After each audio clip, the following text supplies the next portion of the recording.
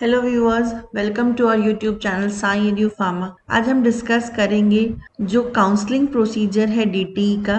तो pharmacy admissions के लिए जैसे कि आप सभी को पता है कि फार्मेसी की काउंसलिंग स्टार्ट होने वाली है, तो आज हम जानेंगे क्या प्रोसीजर होता है और कौन कौन से डॉक्यूमेंट्स आपको चाहिए होंगे। तो जैसा कि ये एक लेटर आया था 25 जुलाई 2023 को, जिसमें कि अप्रूव्ड काउंसलिंग प्रोसेस है और ये पूरा एक पीडीएफ है। इसी को रेफरेंस लेते हुए हमने आज का ये वीडियो बनाया है। तो ऑनलाइन काउंसलिंग स्टेजेस 3 होते हैं। सबसे पहले हम रजिस्ट्रेशन करते हैं, फिर अलॉटमेंट आता है और फिर आप एडमिशन लेने के लिए जाते हैं। और ऑनलाइन काउंसलिंग की डेट्स को अगर हम देखें तो उसके 3 स्टेजेस होते हैं। पहला जो होता है वो फर्स्ट स्टेज होता है, फिर सेकेंड स्टेज और थर्ड होता है इंस्टीट्यूट लेवल काउंसलिंग। और ये जो ऑनलाइन काउंसलिंग की 2024-25 की डेट्स आ चुकी हैं, तो इसमें आप देखिए जो फर्स्ट राउंड है जिसको कि प्रथम चरण बोलते हैं, ये 7 अक्टूबर से 11 अक्टूबर तक है। उसके बाद सीट अलॉटमेंट आ जाएगा जो कि 15 अक्टूबर को आएगा। और फिर आप इंस्टीट्यूट में जाएंगे, जो आपको अलॉटेड इंस्टीट्यूट है वहाँ पर एडमिशन के लिए जाएंगे 16 अक्टूबर से 21 अक्टूबर के लिए। इस बार M pharmacy, B pharmacy, D pharmacy और लैटरल एंट्री जो बी फार्मेसी में होता है, सभी के लिए सेम डेट्स दी गई हैं। तो सेकेंड राउंड जो है वो 22 अक्टूबर को स्टार्ट होकर के 27 अक्टूबर तक होगा। अलॉटमेंट 29 को आएगा और एडमिशन्स होंगे 4 नवंबर से 11 नवंबर तक। फिर थर्ड होता है इंस्टीट्यूट लेवल काउंसलिंग और इसमें रजिस्ट्रेशन होगा 14 नवंबर से 20 नवंबर तक। 22 नवंबर को लिस्ट आ जाएगी और उसके बाद 23 नवंबर को आपको इंस्टीट्यूट में जाके डॉक्यूमेंट वेरिफिकेशन कराते हुए एडमिशन कराना है। तो सबसे पहले आप ये चेक करिए, वेरीफाई करिए कि आप कौन से फार्मेसी कोर्स के लिए एलिजिबल हैं। उसके लिए ये गैजेट आया था जो कि 11 मई 2023 को था। इसमें डिटेल्स दिए हुए हैं और इसी को रेफरेंस लेते हुए हम आगे आपको M pharmacy, B pharmacy, D pharmacy और लैटरल एंट्री की एलिजिबिलिटी क्राइटेरिया को बताएंगे। तो सबसे पहले बात करते हैं एम फार्मेसी में। अगर आपको मास्टर्स में एडमिशन लेना है तो जो बी फार्मेसी का कोर्स होता है, बैचलर्स डिग्री होती है 4 साल की, उसको आपको किसी रिकॉग्नाइज्ड यूनिवर्सिटी या इंस्टीट्यूट से पास किया हुआ होना चाहिए विथ एटलीस्ट 55% मार्क्स। ये है अनरिजर्व कैटेगरी के लिए। और जो रिजर्व्ड कैटेगरी वाले स्टूडेंट्स हैं उनको 50% मिनिमम होना चाहिए। और रिजर्व्ड में आते हैं schedule caste, schedule tribes, other backward classes and persons with disability of Chhattisgarh. और जो मेरिट लिस्ट अनाउंस होगी वो होगी on the basis of GPAT. और अगर कोई स्टूडेंट्स हैं जिनका कि सेम मार्क्स है तो फिर जो ओल्डर होंगे उनको ऊपर रखा जाएगा मेरिट लिस्ट। अब आते हैं बी फार्मेसी के लिए। अगर आप बी फार्मेसी जो कि 4 साल का कोर्स है इसको करना चाहते हैं तो इसके लिए आपको 12th पास होना होगा with recognized board with physics, chemistry and mathematics और biotech और biology subject as compulsory 3 subjects with at least 45% marks। Separate ये जो है इसमें 45% मार्क्स अनरिजर्व कैटेगरी के लिए है और रिजर्व के लिए है 40%। और ये जो तीनों सब्जेक्ट्स है इसमें सेपरेटली आपको पास होना जरूरी है, थ्योरी में भी प्रैक्टिकल में भी। एक और इम्पॉर्टेंट बात है कि जो बी फार्मेसी का कोर्स है इसके लिए 12th में आपका इंग्लिश सब्जेक्ट होना बहुत ज़रूरी है। और प्री फार्मेसी एंट्रेंस टेस्ट है जो आपको देना है और मेरिट लिस्ट उसके ही स्कोर के हिसाब से बनाई जाएगी। फिर आते हैं डी फार्मेसी कोर्स पर, डिप्लोमा इन फार्मेसी। इसके लिए 12th एग्जाम पास होना है from a recognised board with physics, chemistry, mathematics और बायोलॉजी और बायोटेक्नोलॉजी एज कंपल्सरी 3 सब्जेक्ट्स। इसमें भी आपको मिनिमम 45% मार्क्स चाहिए अनरिजर्व्ड स्टूडेंट्स को, और रिजर्व्ड कैंडिडेट्स के लिए 40% मार्क्स मिनिमम ज़रूरी है। और इसमें भी आपको तीनों सब्जेक्ट में सेपरेटली पास होना जरूरी है।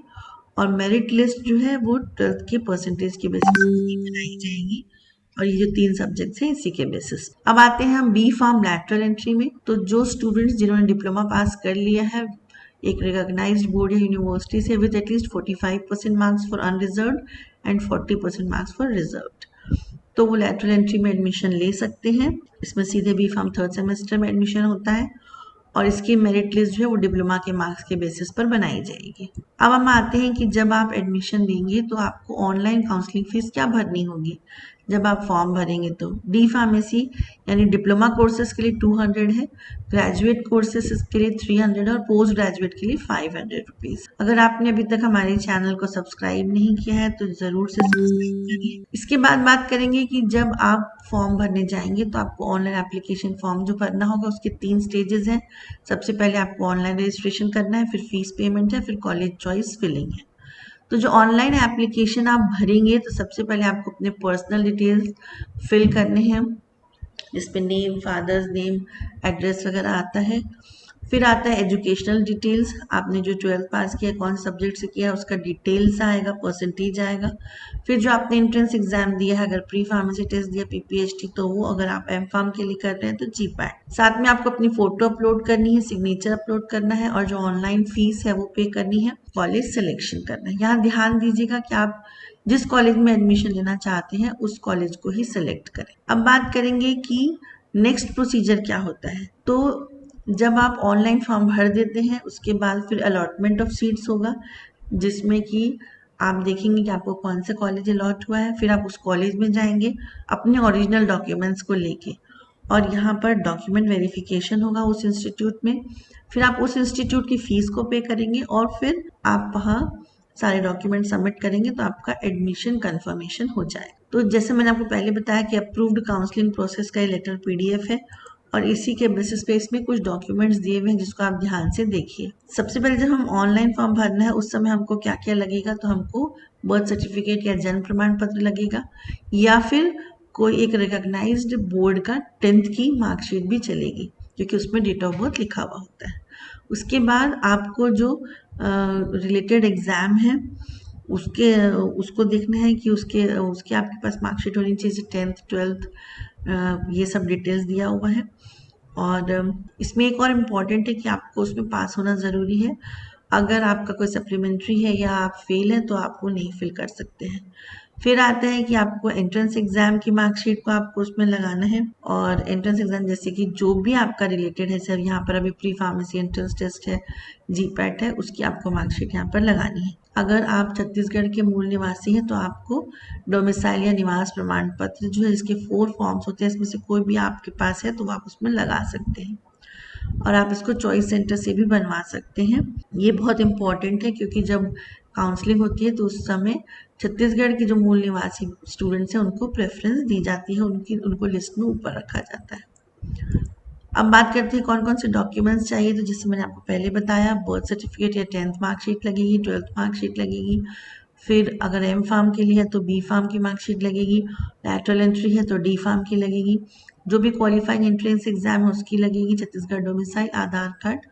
और अगर आप कैटेगरी में लेना चाहते हैं, रिजर्व कैंडिडेट है तो caste certificate, disable certificate, freedom fighter certificate आपको लगेगा। तो जो रिजर्व कैंडिडेट्स हैं उसके लिए अगर मैं हिंदी में भी बता दूं आपको कि छत्तीसगढ़ राज्य के आरक्षित प्रवर्ग में होने के संबंध में स्थायी जाति प्रमाण पत्र आपको लगेगा।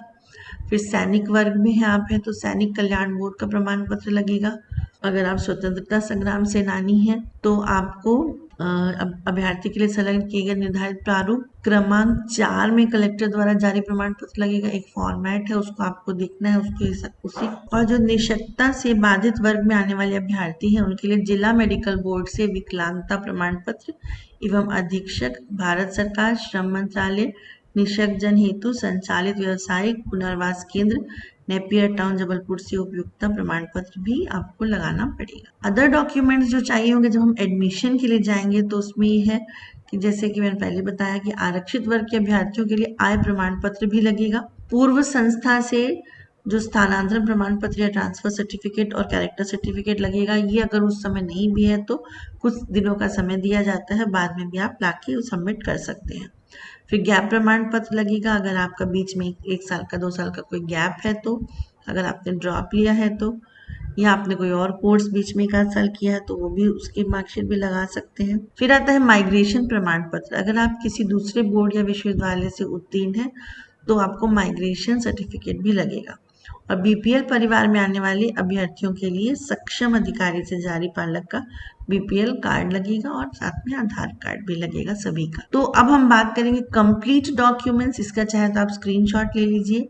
तो जो हम एडमिशन लेते हैं उस समय जो अलॉटमेंट लेटर आता है जब हम रजिस्ट्रेशन करने के बाद, उस अलॉटमेंट लेटर का आपको प्रिंट कंप्यूटर से प्रिंट लेकर के आपको इंस्टीट्यूट में जाना है। 10th की मार्कशीट या फिर जन्म प्रमाण पत्र है तो वो लेके जाना है। जो सरकारी परीक्षा की अंक सूची है वो ले जानी है। सामान्य प्रवेश परीक्षा का स्कोर कार्ड ले जाना है। फिर पूर्व पर संस्थान से अगर आपके पास स्थानांतरण प्रमाण पत्र एवं चरित्र प्रमाण पत्र है तो वो लेके जाइए। गैप प्रमाण पत्र, माइग्रेशन प्रमाण पत्र, फिर मूल निवासी प्रमाण पत्र, स्थायी जाति प्रमाण पत्र, फिर निःशक्तता प्रमाण पत्र, सैनिक प्रमाण पत्र, स्वतंत्रता संग्राम सेनानी प्रमाण पत्र लगेगा, आधार कार्ड, फिर बैंक पासबुक की कॉपी अगर आपके पास अकाउंट है तो, आय प्रमाण पत्र रिजर्व कैंडिडेट्स के लिए, और साथ ही साथ इसमें 3 फोटोग्राफ्स लिखी हैं पर आप 5 से 6 फोटोग्राफ्स लेकर के जाइए। इंस्टीट्यूट में कई बार एप्लीकेशन फॉर्म्स भी होते हैं कुछ, उसमें भी फिल करना होता है, उसमें भी अटैच करना होता है। So thank you so much. Hope आपको क्लियर हो गया होगा कि आपको क्या प्रोसीजर है और किस तरीके से आपको फॉर्म फिल करना है। और अगर आपको कोई भी क्वेरीज हैं तो आप हमको कमेंट सेक्शन में लिख करके पूछ सकते हैं। Stay connected with Sai edu pharma.